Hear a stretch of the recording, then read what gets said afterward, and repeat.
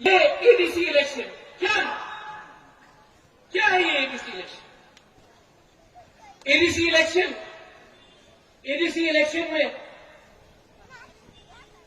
ये ADC election में अगर त्रिपुरा मोथा और हम लोग का आईएमपीटी और दूसरा पार्टी लोग एक नहीं हुआ, जिसके साथ अलायंस हुआ है, जो यहां में नहीं है, उनके साथ हम लोग एक नहीं हुआ, तो 2026 में सेंस डिलिमिटेशन होगा और यहां में हम लोग का बड़ा लोग जो एक टाइम 90 था, 80 हुआ, 70 हुआ, 50% हुआ, 40 हुआ, आज 30 है। हम आपको बोल रहे हैं 5 साल 10 साल के बाद हम लोग खत्म हो जाएगा।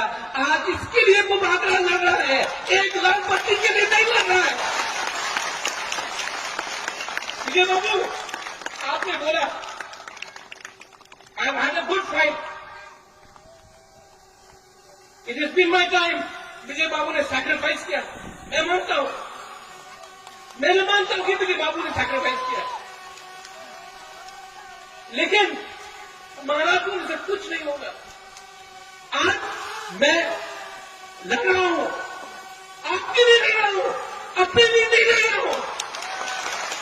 अगर लड़ना होता तो आज एमपी बन के, मंत्री बन के आराम से दिल्ली में बैठा होता।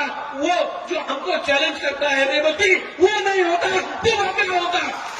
और हमको चैलेंज करने के लिए लगा है, चैलेंज कर रहे हैं तो उनसे चैलेंज करो, बाजारी से चैलेंज करो, तुम्हारा से क्या चैलेंज करता है।